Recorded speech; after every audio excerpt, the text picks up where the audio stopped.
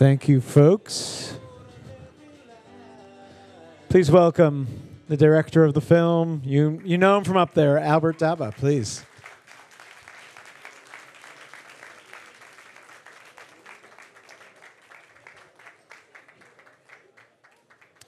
And to lead this conversation, please welcome Rabbi East. I know there's other people. Rabbi East, thank you.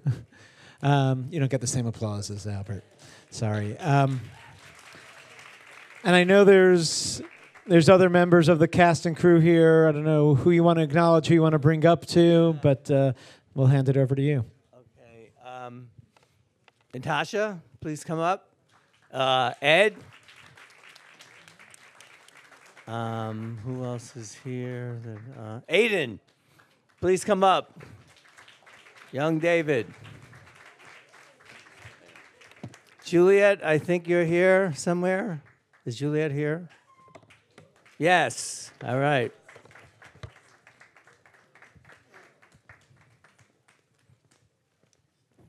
Okay. Well, anything you'd like to say? Oh, thank you so much. Thank you. Thank you very much. Another round of applause for the crew, please. Thank you. Thank you. Thank you all. Thank you.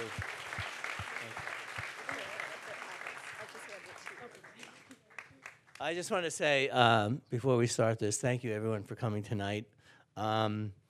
It's a real pleasure to be here at the JCC, to be accepted in this beautiful building and beautiful screen and beautiful setting. We were last week at the Manhattan Film Festival, and that was a beautiful venue as well. And what we want to do is get this film out and let people see it and hopefully help reduce the stigma of mental illness and help save lives.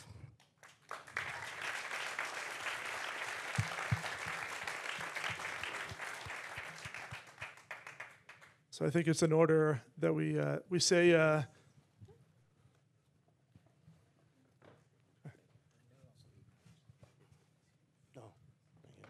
Because this is one of the first screenings of this film, it's appropriate in Jewish tradition to say Shehechianu. So Shehechianu v'kiyamanu v'hikianu lazman hazeh. Al and I are friends. I'm Al's rabbi. Yes. And so I've heard a lot of this story since I've known you. Yeah. You've been talking about this story, and getting it to this point is just miraculous and heartbreaking. Thank you. It's a tremendous amount of courage for someone I see in my rabbinic work, in clinical practice. There's so much courage to be able to just get to the place of sharing a story. Can you talk a little bit about what that's like for you to be able to get to this place, to share the most vulnerable, the most revealing things about your life and your family and this story, what that was like for you? It was something I felt I needed to do. Way back when my brother died, I went to see this therapist for a few years, and one day he said to me, "Why don't you write your story?" This was before my sister took her life, and even my sister said, "Yeah, why don't you write a story?" And at some point, I started working on it, but I really started working on it after my sister died. We were very, very close. And it took a long time, very long time. I wrote 12 different scripts. A lot of what you have to do is think of budget and what you can do with whatever you have.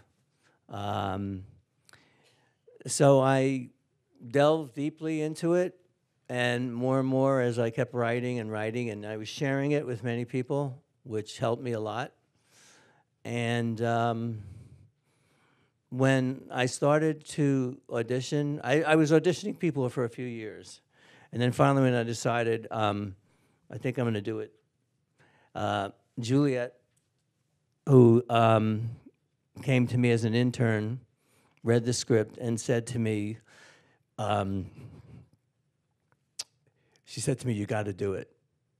And it was just about May and she finished NYU. And I said, well, really don't have the money now, and blah, blah, blah. And then finally, she said, why don't we just start trying to cast it ourselves? So we did. And I can't tell you how wonderful it was to see, the actors that are here today and the other actors that are not here, how it really started to come to life to me.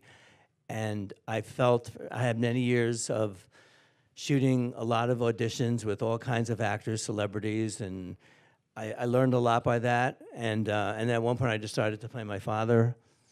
And once we got everyone together, it just kind of happened. So it was something that I really wanted to make as authentic as possible. And obviously I took some, dramatic liberties to put everything into a 2-hour film. But it really has felt rewarding. When we cast Aidan, who played young David,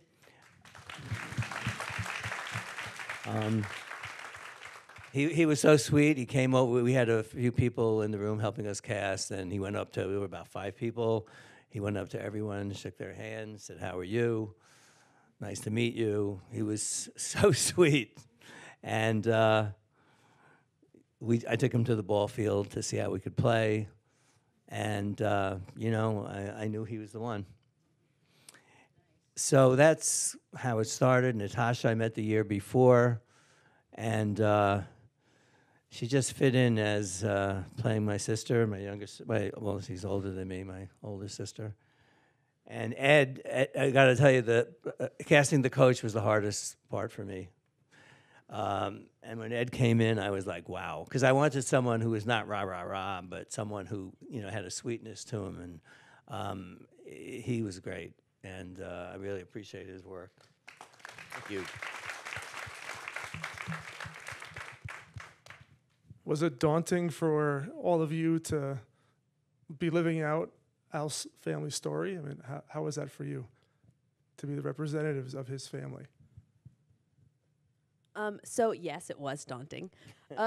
Albert and I spoke a lot before we started filming about his sister. And actually, I was going to meet his sister before, but I didn't actually get to meet her until the wrap party. But we spent just a ton of time talking about what he went through and the backstory, further back stuff that is not in the film, but just the relationships. And I mean, like, I personally, my character wasn't in the story as much as far as the siblings go, so I wanted to know kind of what their relationship was and explore that and know how they were with each other throughout all of it. But so Albert was really, really helpful. Aidan, you want to? Thank you.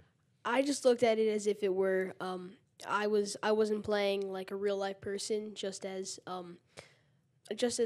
taking on a character, and I looked at it as if I would look as any other character. And Albert helped me a lot with helping me learn what that character was and who he was, and how would he respond to certain situations and how he would respond to certain things, and he was really helpful. Thank you. Well, I guess for me, I was playing a person who wasn't really based on anyone specifically. It was a number of different coaches that you had, and Albert had told me that my character was like the coach that he always wanted to, which I could relate to. I had a athletic background. I didn't play baseball, but I drew on people I knew from my own life, and I do like films, based on athletic stories and stuff like that. So, I did a lot of watching of baseball movies and sports movies in general, and kind of, since the subject matter of the film is so heavy, I did want to bring some level of comedic relief in spots where it was appropriate and stuff, and Albert gave me a lot of freedom to improvise, and I kind of ran away with that. So it was a very moving and fun experience, and those baseball scenes were 110 degrees or something in the middle of August. Yeah, it was hot. So, Yeah. But overall it was a tremendous opportunity, and I thank you for that. Thank you. It's everyone's sort of, a fear in someone's life that you're going to turn out to be just like your dad. And you played your dad. So how was that for you? Can you go into that a little bit? Oddly, it wasn't that difficult. There were some scenes that were very difficult for me. The scene where he tells his son, I will disown you if you keep going out with that woman. But I've thought a lot about it, since also, and I feel that we're all somewhat similar to some characteristics of our mother and father. And, I saw at times where, I felt what my father thought. And sometimes I really, when I thought about it, I go, wow, I mean, you're growing up and you get angry sometimes and you're wondering why, but, it kind of all made sense to me as I put everything together and did my best to portray him. I love my father. I always loved him, and I was feeling that there was that he could be really sweet, and I hope that came out in the film. And yet he had his way, and this is what he wanted, and that's what he said. So he was very direct that way. Did we have questions from, please? I think there's a mic going around. Yeah.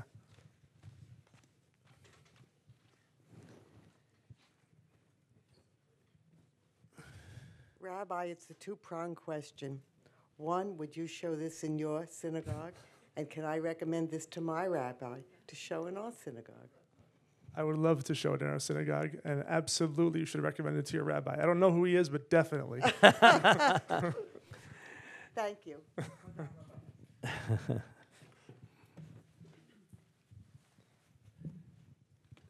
First of all, fascinating story on so many levels. So how good a ball player were you? and did your dad really come to see you play finally? I didn't get the scholarship that he got in the movie. But it was fun to write that scene, a lot of fun. I played some college baseball, yeah. And what was the other, what was the other question there? Oh, yeah. My dad actually came once to a game, and I got hurt that game, and I left, and he got there, and so he never saw me play, no.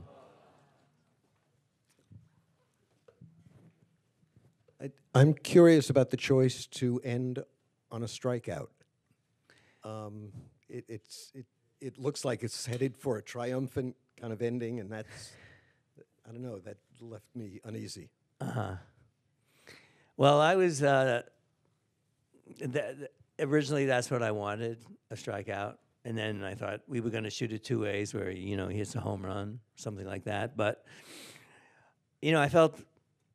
I've seen a lot of films where, it ends where a guy hits a home run, and I always thought of The Natural, which I actually liked as a movie.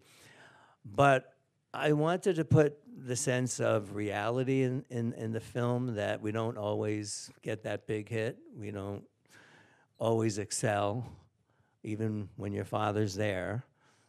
And, but the fact, to me, it showed hope when he's about to throw down the bat, and then he sees his dad in the stands. And for some of you maybe not know that much about baseball, but at one point we were going to have a voiceover saying now we're going into extra innings. And for me, extra innings means hope, and hope for the future. And it showed the scoreboard that now the score was tied, and it was going into the 10th inning. So, and then one funny thing about that was, when we were just wrapping that day, I said to Luigi, who's an amazing director of photography, he's in Italy, he's from Italy, and I said, Luigi, keep the camera there, I want to do one more shot.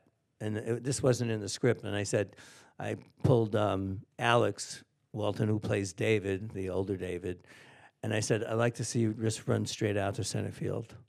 And he looked at me like, why? I said, I don't know, just go. And I totally forgot about that.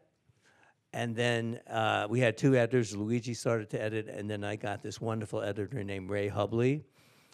And he put that in the end. And I go, oh my, and I loved it because I felt like, he's running off to his future. He's going into center field. He can go left, right, center, wherever he wants to go. So for me, that was more hope. We had a disagreement about this. I thought the ending was hopeful, and I think it was because of that last scene. And we're here because of Alex Walton. We know him and love him. And I just wondered what you could say about him in his acting and his role. Who? I'm sorry? Alex. Alex. David, Big David. Young David? No, Big David. David. Alex Walton. Alex. Alex was, he was wonderful. He was so great to work with. It's funny, we had a rap party, and some of my friends came that I grew up with and said, God, he reminds me of you. And they went right to him and said, you played Albert, And we connected right away. His audition was wonderful. And I remember Juliet, remember? What did you say, right? What did you say? Tell me. Well, I just remember when he was auditioning, and I turned to Albert, and I was like, he's David. Yeah. The only issue was he had a little bit of scruff, and he looked a little older. So we asked on his callback to shave. Right. And he looked younger. He looked like he really did. We were wondering what happened, I think what happened was the first time he came, he hadn't shaved. The second time, he had this little beard, and we go, well, something's different about him. And then I took him to the ball field, and I took him to the batting cage and then to the ball field. But as soon as he took 1 or 2 swings, I knew he was a ball player. He's a great ball. He was great. Yeah, he still plays really baseball. Good. Yeah. Hi, Mark. I thought this was a tremendous movie. My mother's schizophrenic. I grew up with that, so I found her almost trying to kill herself in the bathroom once, and I stopped it. Then I went to my girlfriend's house, and she had already slit her wrist. So I'm saying, oh, what are we dealing with here? So I understand that, and I like the way you showed it, just enough so that we can see that, because it was in the 60s, too, and they didn't know what they were doing with the drugs. So when the people are treating it, then suddenly they get become casualties of the drugs. But the acting was superb. Young and old versions of you playing your dad. I mean, that you had to do it. And the family structure with the different types of the siblings, with Natasha being like the by the book, one, and then all the other ones going off in different directions. You also had baseball in there. You had the music of the era. I mean, I think it's just the right amount of everything. I think you got a hit on your hands. I really do. Oh, thank you. Thank you.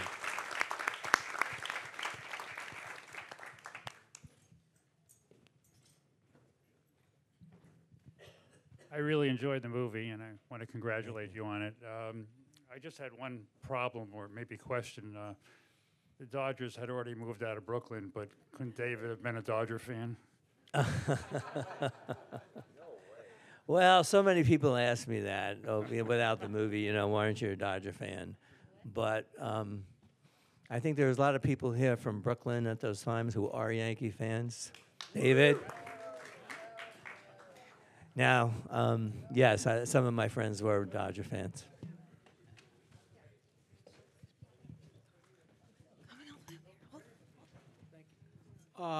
Where in Brooklyn were the various scenes filmed, and were the California scenes actually filmed in California?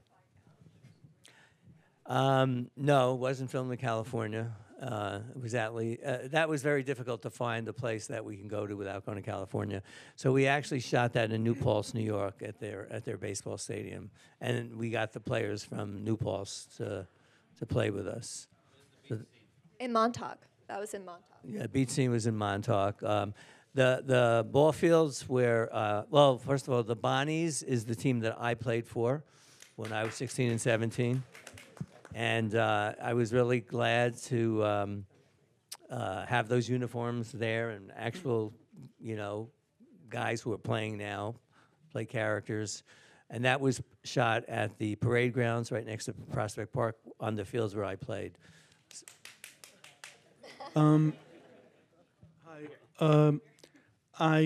of all, the movie was exceptional, just very, very powerful, and I really give you all the credit. I mean, it was magnificent. I grew up in Brooklyn, and I'm very familiar with the community, the Jewish community that was portrayed in the movie, and I was wondering if you have any connection to that community today. Yes, I do have a connection. I didn't after college. I came back. I went for an MSW degree, and I worked as a therapist for 6 years.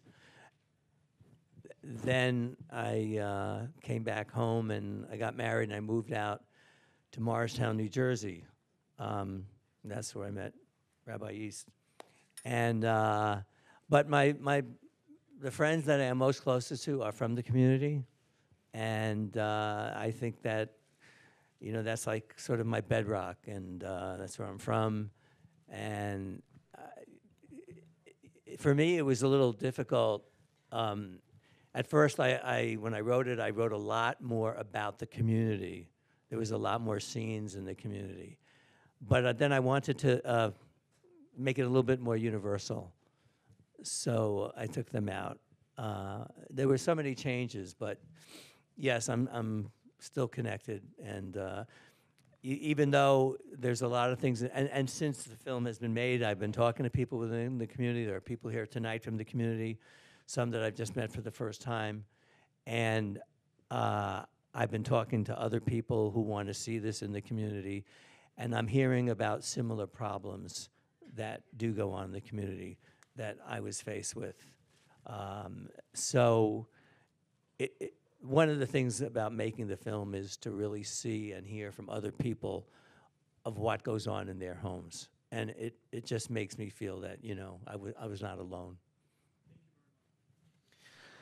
I'm afraid that's all we have time for. I know there's a lot more questions, but first of all, how can people find out more about the film? How can they follow the film? Where should they go?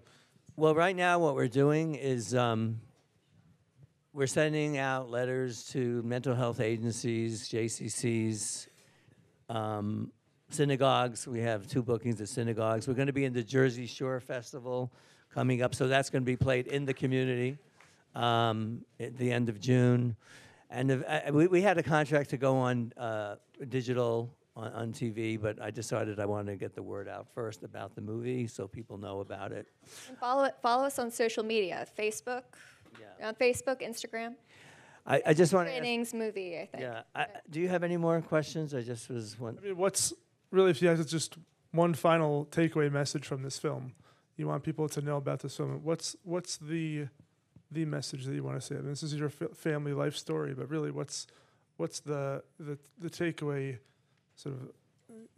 Yeah, I really feel that you know, like in the film when Alex says we never talk about him, no one ever talks about him, and I think that's, you know, I grew up with so much guilt, and fear. I actually had fear that I was going to become like him, so that drove me to go to therapy.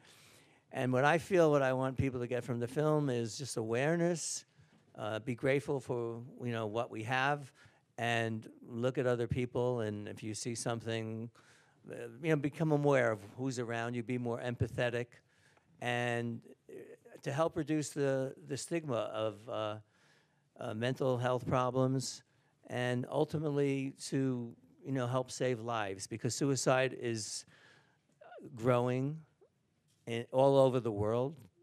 And when I hear of someone taking their own lives, it just hits me right in my stomach every time. Doesn't matter where. So I would love for people to see the movie and, you know, be moved by it and take some understanding away from it, and talk about it with your family so it doesn't happen to you. And if it happens in your family, deal with it. Don't be afraid to deal with it.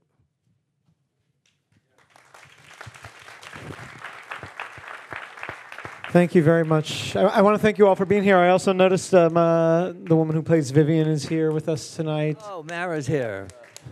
Were you here the whole time? Oh, okay.